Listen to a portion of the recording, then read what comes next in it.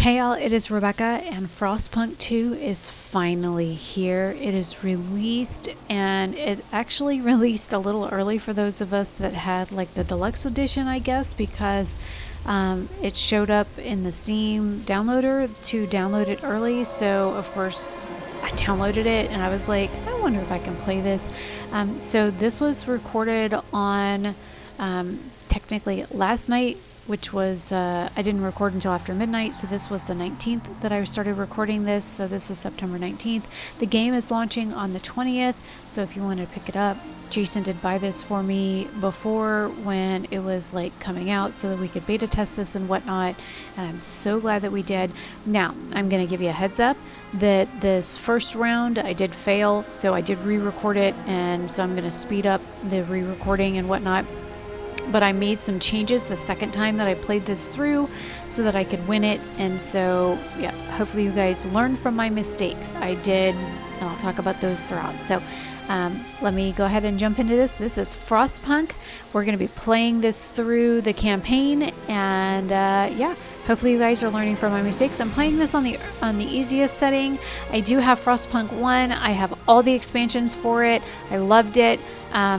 I've played the hell out of the original game. I love the game, and so this is a survival game, and it's based on like an after apocalypse thing where like the world is frozen over. So we're gonna jump into it.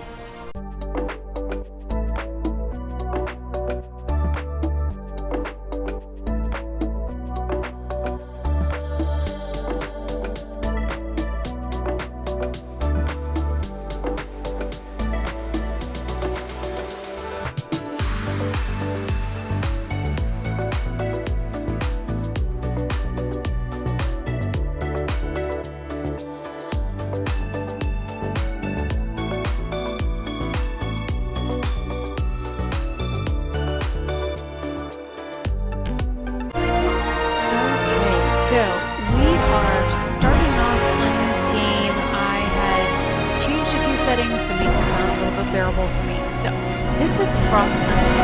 Frostpunk 2 is a challenging game in which planning ahead is crucial and failure is a natural part of the experience. If you're a veteran of the original Frostpunk or enjoy a challenge, you may try your luck with officer or higher difficulty level. Otherwise, we suggest you start at citizen and take it one step at a time. Remember, it's not about how many times we fail, it's about how many times we get up. Now, I did start this game off on like the normal, like the lowest setting possible because of the fact that, you know, I wanted anybody to be able to like watch this and follow along. This is kind of like a playthrough, follow along kind of tutorial kind of setup because of the fact that I wanted anybody to be able to follow along. So this is the prologue, and the prologue says, they came upon the old machine as they always do, and when the whiteout hits, they must survive. Creepy. So as I stated, I am playing the prologue. It says, this is for the Wanderers. In 1887, the world froze to death. Civilization crumbled. The failing British Empire built generators to support cities of evacuees, cities that would become the last on Earth. Whether huddled by a generator or out in the open frostlands, those that survived were shaped by the ordeal. 30 years later, all became very different people. The difficulty right now is set as citizen, which is a moderate challenge, but with a margin for error and room to correct mistake. I did not choose any modifiers or anything, and that is that. So this is 100% set up, so this is going to be the easiest. So here we go. Can you hear us? Captain! Do you hear us? A generation ago, we fled the crumbling British Empire as the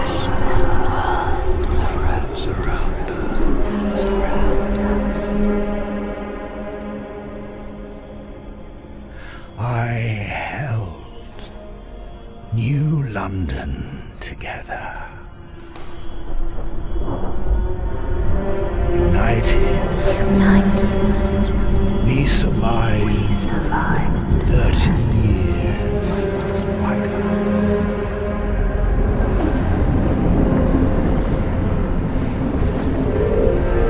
But the world around us is dead. Empty. Ripe for taking.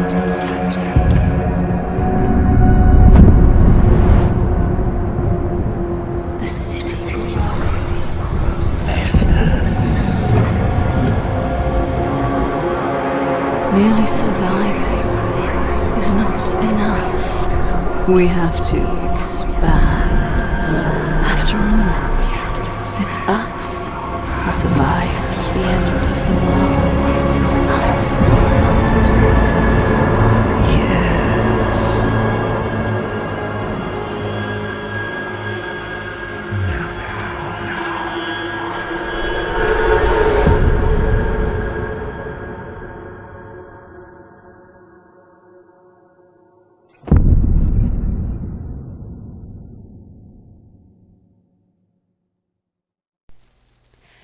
We've been roaming the frozen desert for years. Many of us do not remember a world before the Great Frost. Now another whiteout is coming, and again we've reached the old machine. Again, we will rely on its furnace to provide heat throughout the storm. In the past, we've always made sure that there was enough supplies for the next whiteout, but our numbers have grown through the years. Providing for everyone is getting harder and harder. We must survive. So here we are starting out in a whole new area. This is one of those dreadnought trains that was trying to make it across the wasteland in the original game that we were hoping to like transport people. This is the prologue, and yeah, this is about to get a little hairy. Now, I did warn you that I did lose this game. This says, fight the cold. The old dreadnought remains in pieces under layers of snow, but scattered wagons still have resources inside. First, we must break the ice to reach the old wagons and construct an extraction district to use it. Then we can turn the dreadnought's furnace to heat us.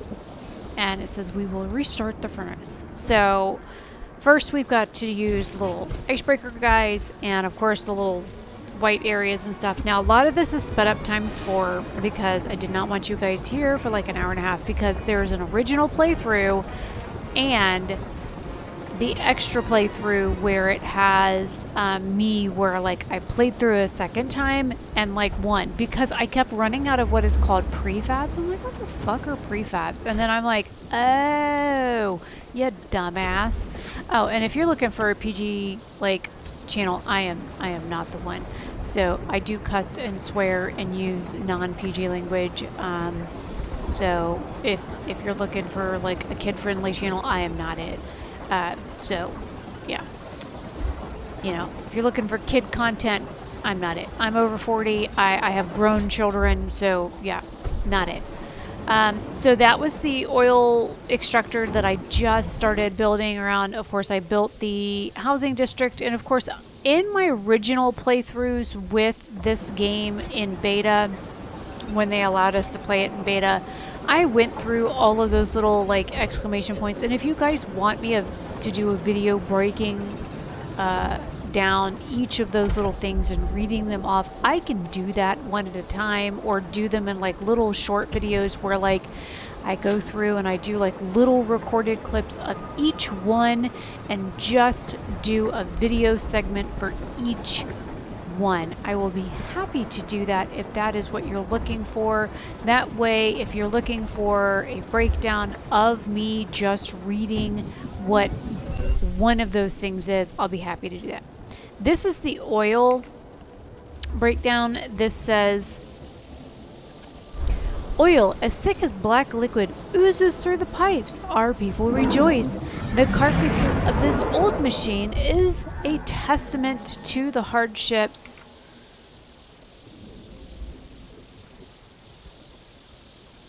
that made us, but more importantly, it's our haven in the storm. It's allowed us to weather many whiteouts and will do so again. We have oil. We could turn on the furnace. Select the Dreadnought wreckage to access the furnace controls. Once turned on, the Dreadnought's furnace will automatically convert oil to heat. And then, of course, I turned on the Dreadnought, and it says provide basic infrastructure. The furnace is on. We have enough oil to cover our needs, but the cold will still affect our people until they have proper shelter. Housing will best protect us from the cold if built in close proximity to other housing or the furnace itself. However, we will need prefabricated parts for construction. We brought some with us, but the rest we need to extract from the wagon wreckage. So, if you look off, if you look off to the far left when I'm like building, far left of the map about the midway point, there are these little iron bar looking things. Those are prefabs. I didn't notice this until like, I don't know, halfway through recording. And I'm like, what? And I was like, why am I running out of stuff? And that's because my dumbass built too much shit. Anyways, so this one says, gain access to food. We've established some heat and shelter for our people. We must now turn our attention to the incoming whiteout. First, we must frost break to the small patches of fertile soil suitable for growing food. Then we must store it in easily accessible deposits. We must move quickly so no one starves. Yeah, well, I didn't move quickly enough and people died. So, don't do as I say, not as I do. So, as you can see, I'm like frost breaking like random sections. Dumbass move. Don't do that. Look at me, doing it again. Wasting resources. See, now that was a smart one. But the ones where I was like doing that and you know, you don't need all that extra housing and stuff that I was trying to frost break to build. That was where my biggest mistake is I didn't need all that extra infrastructure to build housing, because the people that you start with is the people that you like have. So you don't like need like all the extra stuffs. So whatever. Anyways, this one said prepare for the whiteout. We secured our immediate survival. Now we have to stockpile as much food as we can before the whiteout forces us to take shelter. To do that, we need to produce more food than our current demand. Now, if you look at the top left corner of the screen, there is a prepare for the whiteout little notation, and then it says stockpile 40,000 food. So far I've got 10 out of 40,000. And this is like little snippets of like people that pop up on the screen from time to time that you will see. And I think it's interesting that the game does this. It like tells you about the people. There are little snippets of things about like things that they say and stuff like that. Also, I didn't realize where it says optional order emergency shifts. I never noticed that. This is one of the food districts here. I figured I'd zoom in on this so you guys can see it. That emergency shift was at the bottom. I never turned it on because I didn't pay attention to it. Again, do as I say and not as I do. Now this one here is neat. This is called Into the Black. It's called Burying the Dead. It says we mourn those that have recently passed. As is our custom, we take them to the oil pits. We gently lower their bodies into the thick blackness. The fuel that keeps us warm in life likewise preserves us in death. But death also erodes trust in our leaders. Without trust, there is no future. Trust and relations fall every time people die. Now, of course, you know, it's cold. It's frigid outside. People are of course, going to flipping die. You can't stop that from happening. People are going to get sick. You know, it's one of those things. It's cold outside. People are going to get sick. People are going to die. It's going to happen. But because of my poor planning, more people died than should have had. Because again, I was a bad leader the first time around. So again, do as I say, not as I do. And I'm going to drill that in your head because I made serious mistakes my first time playing this on the new version. This was the first time I had loaded the game, first time I had run it, first time I had rolled it out. And also by the time that this dude came up and was like, hey, yo, we got like these seals we can go slaughter on the beach. I didn't have the infrastructure to go beat them up, because I didn't have the prefabs. And here I am demolishing a poor building that is no longer viable, not realizing right there in the top center of my map, where those little iron, where I'm like frost breaking towards, is prefabs. I never even flipping noticed it. I'm like, you've got to be kidding me. I noticed it on the second game. I never noticed it this time around. I'm like, how did I never see that? This one says, lack of prefabs. No shit, Sherlock. No resources for further construction. We don't have enough prefabricated components, making further construction impossible. There may be some prefabs left.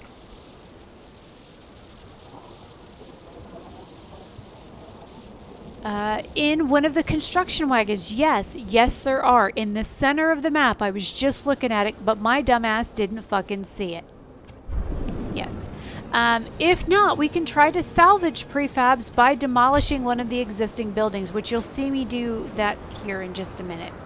Obtain more prefabs by building an extraction district on the construction wagon or demolishing districts or hubs, which is what I ended up doing because I didn't notice there's one right there in the freaking center of the map. I just had to ice break to it. No, I was too busy at going after the seals, but I didn't have the prefabs to go beat them up. And there's another pop-up about the, you know, what's it is drawing near. Okay, so the next pop-up said, a mysterious symbol. One of our frostbreaking crews uncovered a frozen remains of a man in a tattered uniform. His shoulder patch reads New London Scouts, 3rd Platoon, and he bears an obscure insignia. Some of our elders claim it belongs to the military organization, while others argue it had some religious significance. Nut jobs. Maybe you've heard of this New London before and can settle their debate. So if you mouse over each of those, it says it symbolizes order, and it has a little blurb on there about what it's supposed to mean and what happens to your citizens if you choose that option. The next one says it symbolizes faith, so on and so forth. And the next one says, I don't recognize this symbol. And then the next pop-up that was there that it says the whiteout dawn draws near. Again, there are several options up there. One of them says stockpile enough food, which says I had to save 40,000. One of them said place a food district in the seal colony, which again, I am still ignoring the fact that there are prefabs there because I didn't flipping see it. So I never was able to place a seal colony there because of the fact that I didn't see the prefab wagon sitting right there staring me in my damn face. But also, I never turned on, I did finally turn it on for the emergency shifts. I ended up turning on 2 of them, because you can see I've got 2 out of 1 turned on in the top left. But it was too late. It said I only had 6 weeks left, and I was not going to survive. So it says, whiteout draws near, a sacrifice. People in the camp are getting tense. They worry that we won't gather enough food in time. Our hunters blame us for ignoring the seal colony and claim they would have been able to provide enough food for everyone. It's too late for that now. And here we go. Many elders have volunteered to walk into the Frostland rather than to be a burden on our resources. Their sacrifice would significantly reduce the rations we need for whiteout. What should we do? So it says whiteout will arrive in 34 weeks. We have currently stockpiled 4,440 food out of 40,000 food. There's no way we would flip and survive. So it's like slaughter the seals, let our elders go, or don't resort to extremes were the three options. Then the next pop-up was more warehouses, preserving our food for the whiteout. Our stockpile is almost full, but we still need more for the whiteout. The food wagons themselves will be buried under snow, so we should build more warehouses to preserve a stockpile of food we can access easily. Build more warehouses to increase the stockpile's food capacity for food. I did build one. You need at least two. I'm going to tell you that right now.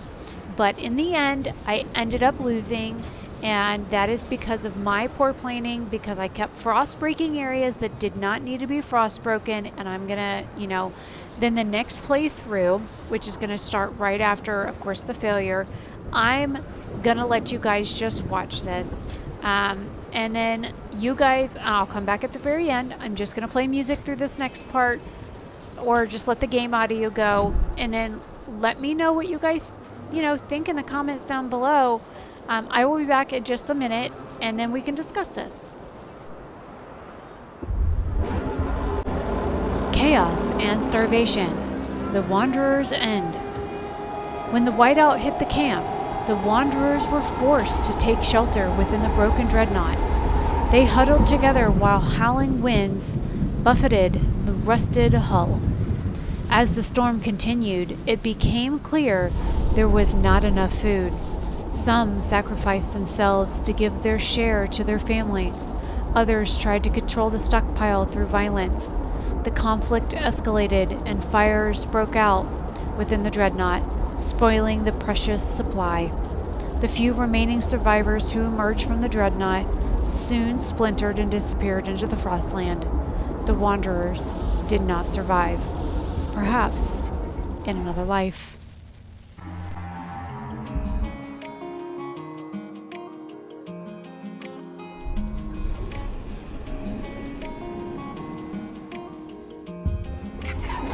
Heroes, Captain! To your heroes!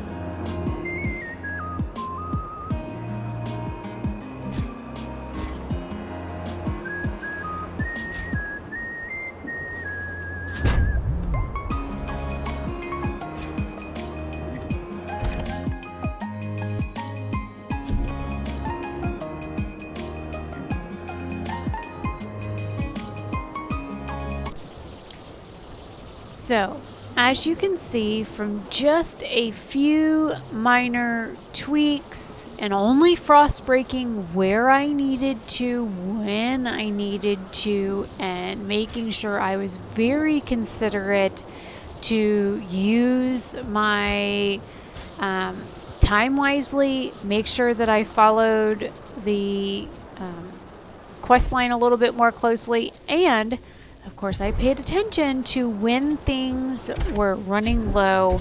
I honestly cannot believe I did not pay attention to where those prefabs were, but this time I won. This time I got through it. This time we won. The Great Hunt. When the whiteout hit the camp, the wanderers were ready. They huddled together while howling winds buffeted the rusted hull. Many think it was short-sighted to butcher the last seals, but the elders who amongst walked into the frost were grateful.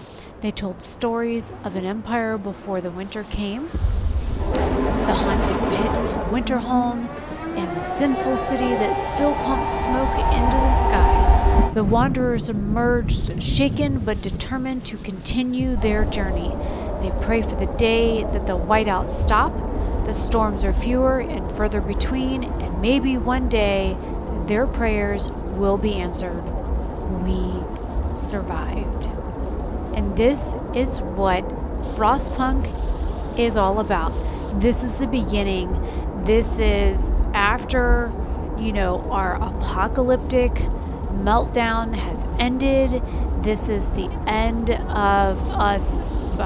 Basically we ruined the planet to the point where global warming took over and everything froze over, and the planet is trying to heal itself, and we as humans are just trying to survive the aftermath of our own detriment. And I mean, honestly, this is probably what's going to happen if we don't nuke ourselves. Hello the 100. If anybody's ever watched that show, it was a pretty good series. Ran for 7 seasons. And, it's just, this is a really good storyline. So this time around, and I'm going to try and remember to leave timestamps, this time around went a whole lot smoother. I left this at 2 times speed so you guys could see that, it only took me, I think, 20 or 30 minutes to run it through the second time, whereas the first time it took me an hour and change. But I also knew what the hell I was doing the second time also. So it just depends on what you guys are doing, what you're after, what your strategy is going to be, what your thought process is for this game, how you're planning stuff out, what your plan of action is going to be, and how fast you want to move. Be concise on how you do things. If you want to move slow, you can. If you want to rush through it just to get from campaign to campaign, you can do that too. Depending on how tired I am, depends on how fast I play. Depending on what I've got going on the next day. Depending on, oh my god, is it 3 a.m. like last night? It's almost 5 o'clock this morning when I went to bed. It's just one of those things that it depends on your style of gameplay, how you play this game. There's so many different ways that you can play it, so many different outcomes. You can just kind of wham bam thank you ma'am it. You can get in, you can take your time, you can slowly build, you can slowly ice break. Yes, of course, things are going to be on a timer, but you can go in and build, ice break where the housing is and build that. Then you can ice break where the oil is and where the prefabs and stuff are. You can ice break those things and start collecting those. Then you can go and ice break down to where the food is, and then slowly work over to the next prefab stuff, and then slowly ice break down to where the seals are, and slowly do one section at a time. But know that there is a time limit on this, and you are rushing against the clock in a sense that you do have a set amount of time that you have to get certain things done by, and do keep that into consideration when playing this type of game. It is a survival game after all. Anyways, my name is Rebecca. hopefully you guys are, glad that this game is back. This is Frostpunk 2. If you haven't played Frostpunk 1, I encourage you to go play it. I do love the original game. I've played all of the expansions to it. I've played several different styles of the modes, the easy all the way up to some of the brutal ones that, oh my god, I was like, what the fuck was I thinking playing this mode? Like, if you want to stress yourself out after a really bad day at work, play some of the hard modes, man. You'll be really double thinking life that day.